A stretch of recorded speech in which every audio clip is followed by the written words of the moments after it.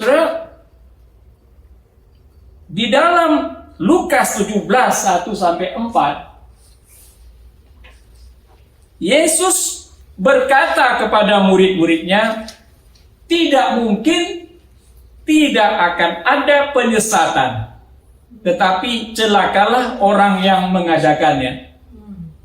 Adalah lebih baik baginya jika sebuah batu kilangan diikatkan pada lehernya lalu ia dilemparkan ke dalam laut, daripada menyesatkan salah satu dari orang-orang yang lemah ini.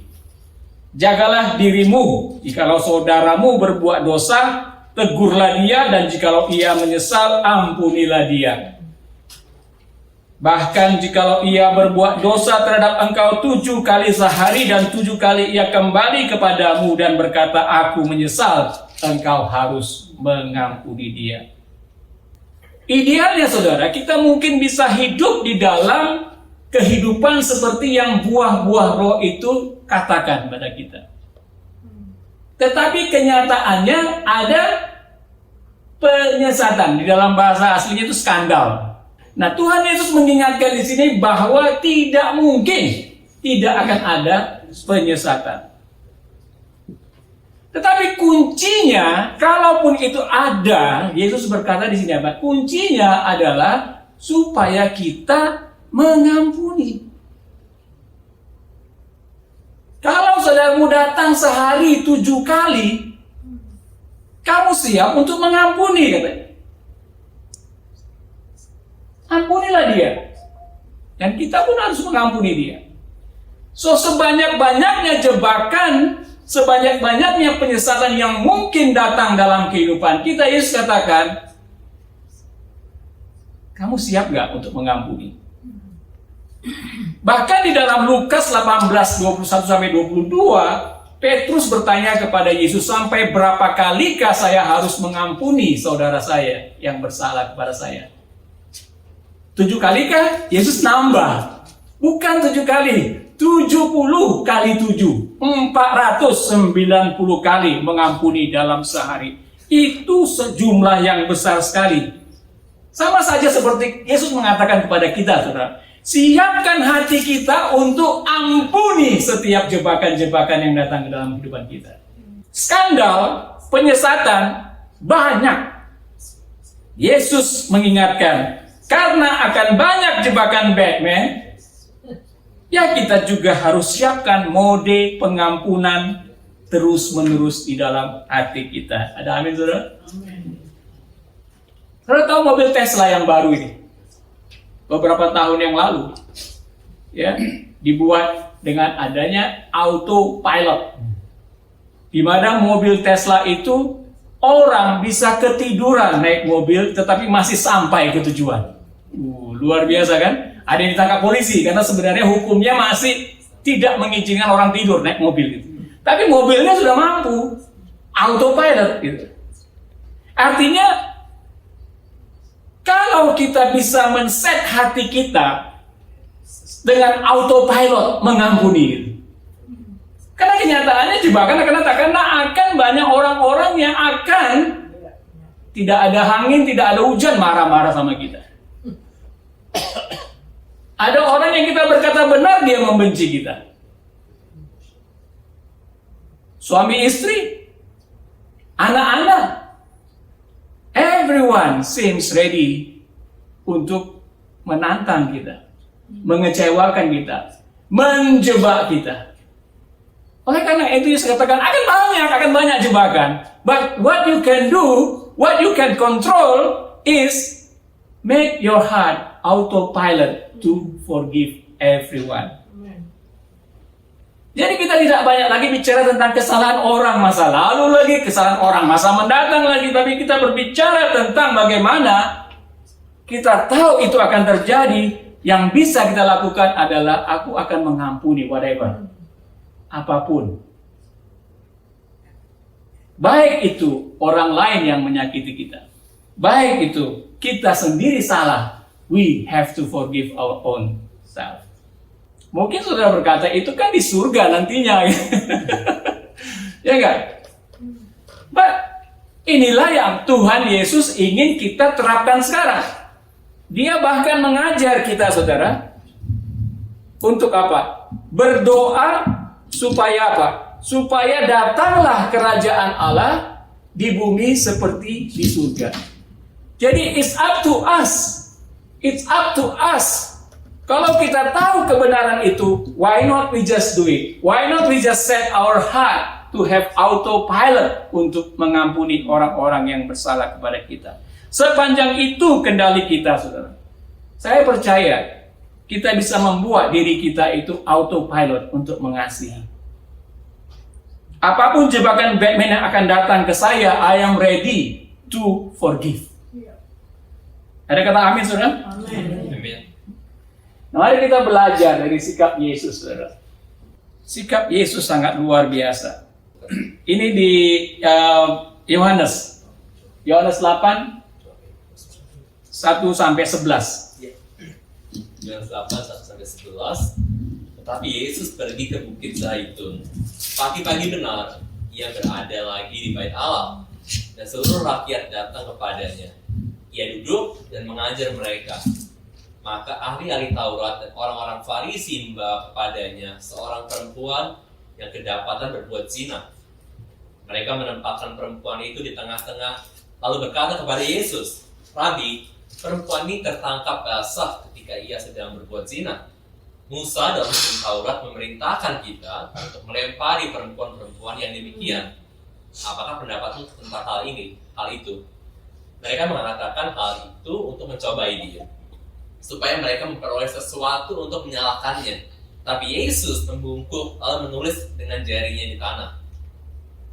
Dan ketika mereka terus-menerus bertanya kepadanya, ia pun bangkit berdiri lalu berkata kepada mereka, "Barang siapa di antara kamu tidak berdosa, hendaklah ia yang pertama melemparkan batu kepada perempuan itu."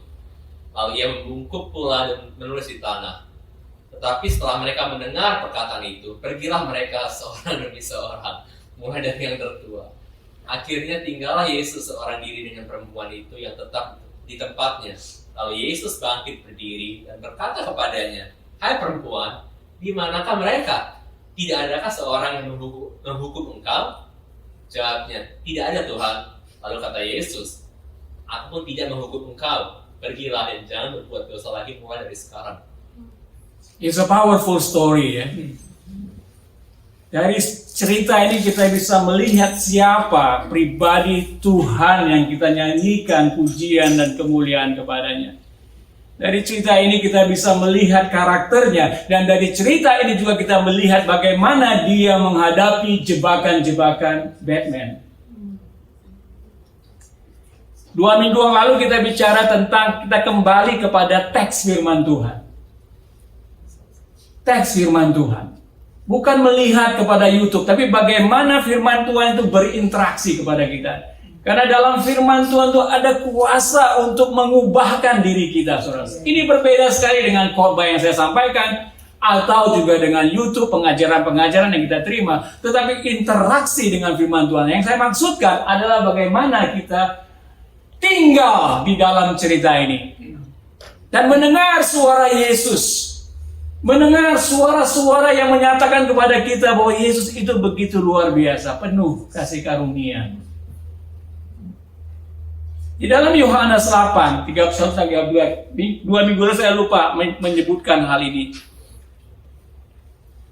Dia berkata kepada orang-orang Yahudi yang percaya kepadanya. Ini ada orang-orang percaya, tapi that's not enough.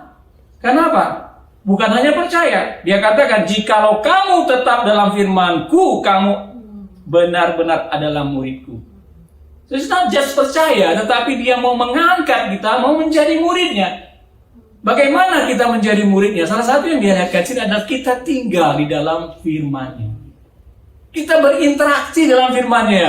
Bukan dengar khotbah orang lain, bukan dengar pengajaran orang lain, tapi we have time untuk kita menggali, bergumul dengan cerita firman itu.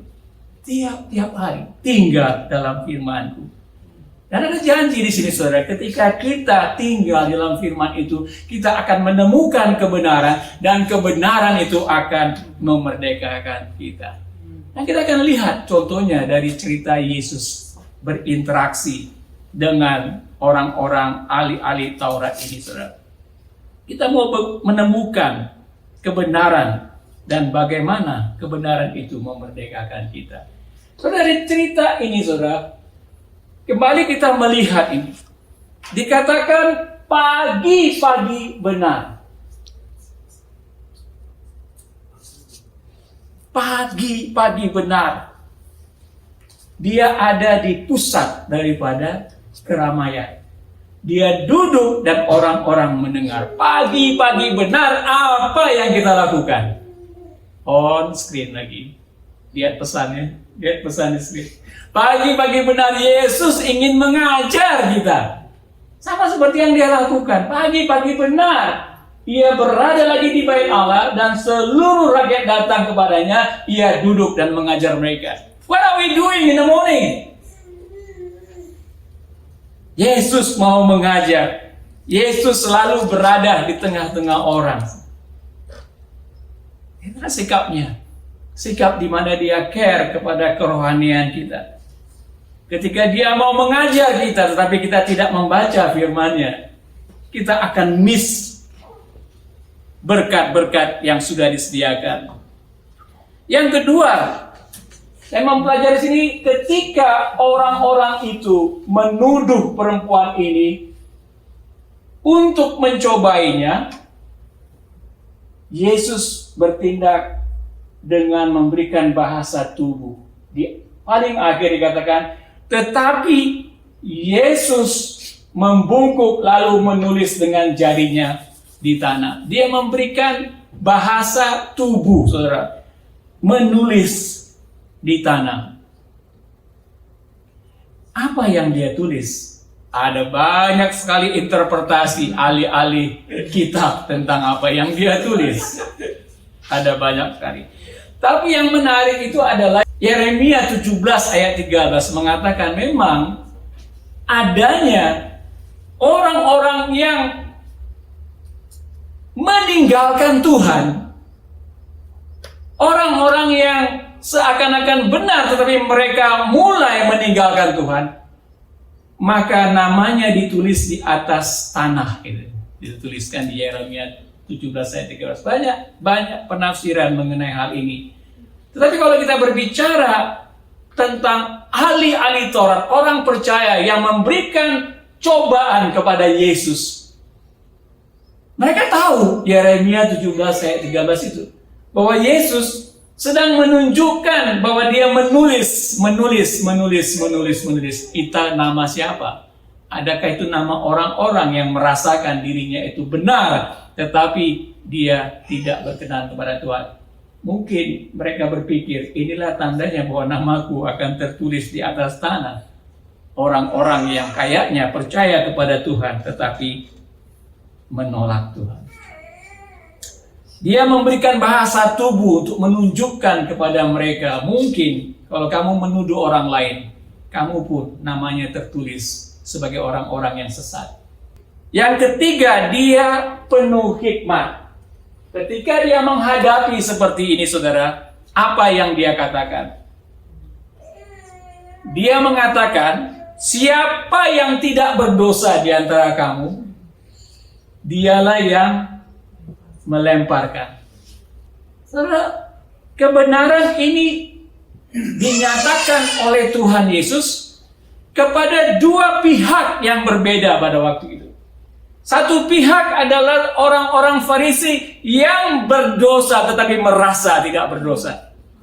Di satu pihak dia mengatakan kebenaran itu kepada perempuan yang tertangkap basah berdosa dan dia sudah merasa bahwa dia memang berdosa. Karena memang hukum Taurat mengatakan bahwa kalau kamu berzina, kamu akan dihukum mati. Tetapi menariknya sih saudara, ketika Yesus mengatakan kebenaran, siapa yang tidak berdosa di antara kamu? Sama seperti perintah atau pesan di kitab Roma mengatakan semua manusia itu telah kehilangan kemuliaan Allah. Kebenaran itu diberitakan Yesus dalam situasi demikian kepada dua pihak ini. Dan apa yang kita lihat, saudara? yang paling tua merasakan bahwa dia berdosa dan akhirnya meninggalkan. Dia yang paling berat dosanya ya, karena makin tua makin banyak dia berdosa gitu. Di sini siapa yang paling tua? Oh, enggak hadir. Ada wakilnya, Bu ya.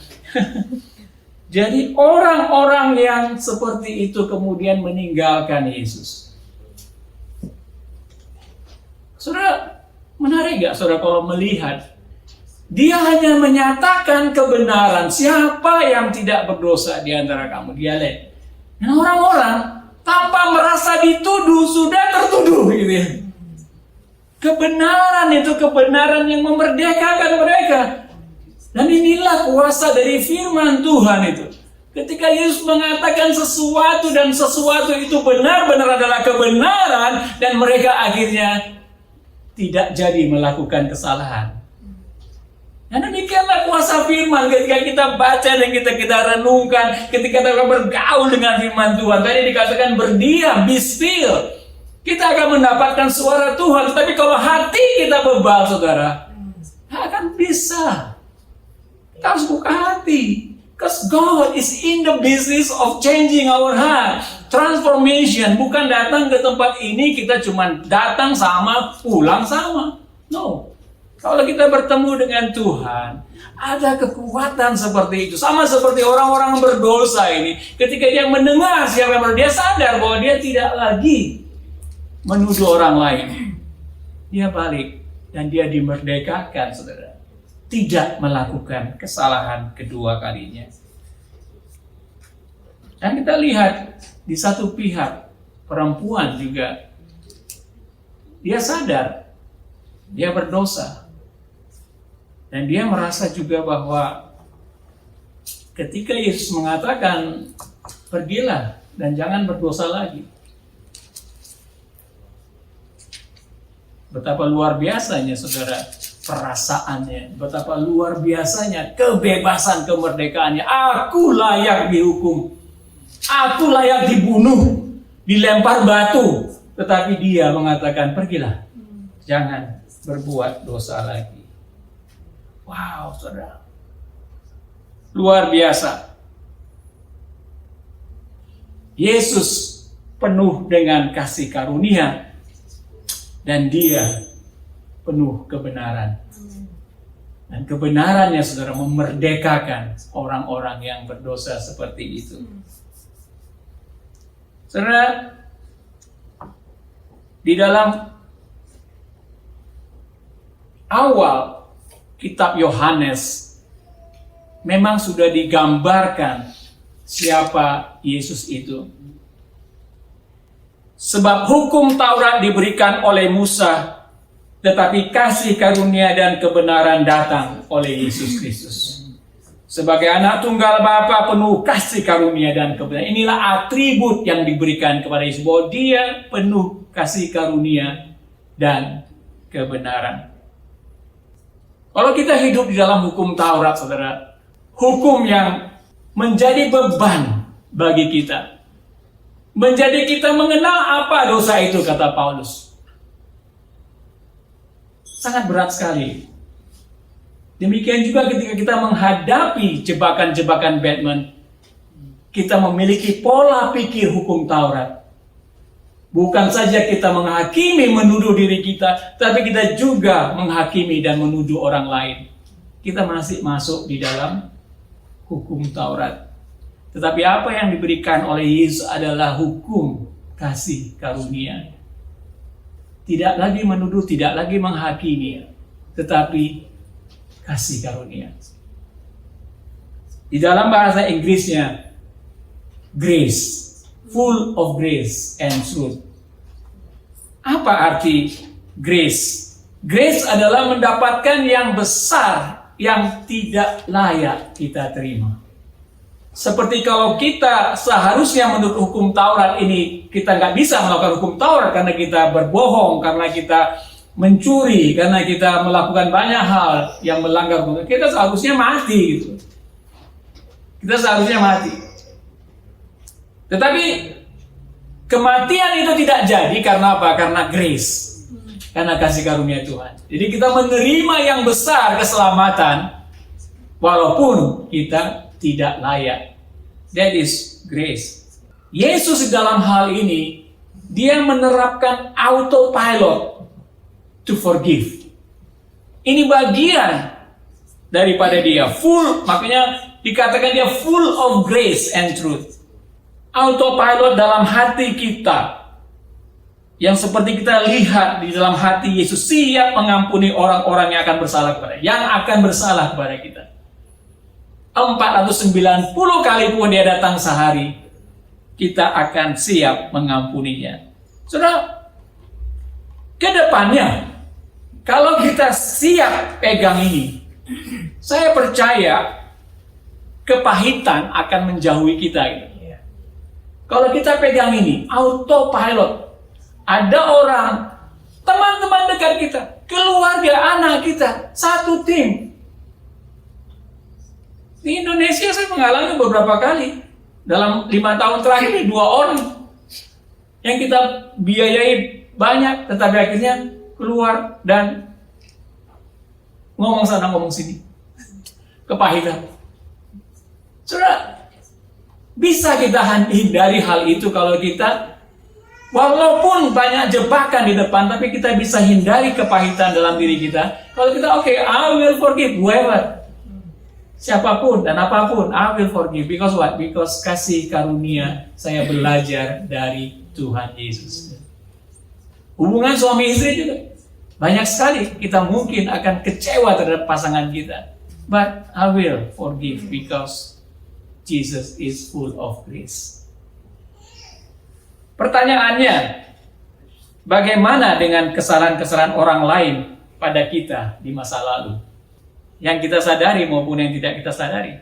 Siapa saja, entah itu rohaniawan, entah itu pasangan kita, entah itu keluarga kita. Bagaimana dengan kesalahan-kesalahan mereka di masa lalu yang masih di dalam hati kita? Saudara, saya belajar dari sini, saudara. Mungkin kita bisa atur prioritasnya. Mungkin sama seperti orang yang paling tua itu, yang paling berdosa meninggalkan. Demikian juga mungkin kalau kita punya orang-orang yang paling menyakiti kita. Forgive that first. Deal dengan orang itu dulu pertama-tama. Dan kemudian juga orang kedua, orang ketiga, orang keempat, dan sebagainya. Mungkin dengan cara itu, saudara, kita bisa hilang daripada kepahitan karena masa lalu. Kita nggak bisa merubah apa yang terjadi di masa lalu. But we can correct it dengan deal with it di hadapan Tuhan. Ada nggak orang-orang seperti itu yang masih membuat saya akhirnya kita, saudara, tidak bertumbuh. Akhirnya, saudara, kita tidak efektif dalam pelayanan. Akhirnya banyak sekali hambatan-hambatan yang kita alami untuk maju. Karena apa? Karena kepahitan itu semacam kanker yang membuat kita tidak punya energi rohani untuk kita bisa bangkit. Karena orang Farisi satu persatu mundur, mulai dari yang pertama. Mungkin kita pakai itu sebagai acuan bagi orang-orang yang telah bersalah dalam kehidupan kita di masa lalu kita. Saudara, saya mau mengakhiri dengan pernyataan ini yang digantung di dinding tempat-tempat yatim piatu orang-orang yang dibantu oleh Mother Teresa. Ini bukan ditulis oleh Mother Teresa, tetapi sangat-sangat powerful sekali.